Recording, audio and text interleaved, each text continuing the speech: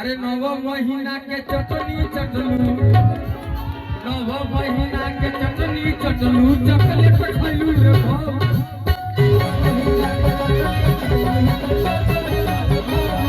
अरे नव महीना के चटनी चटलू, चॉकलेट खैलू रे भाऊ।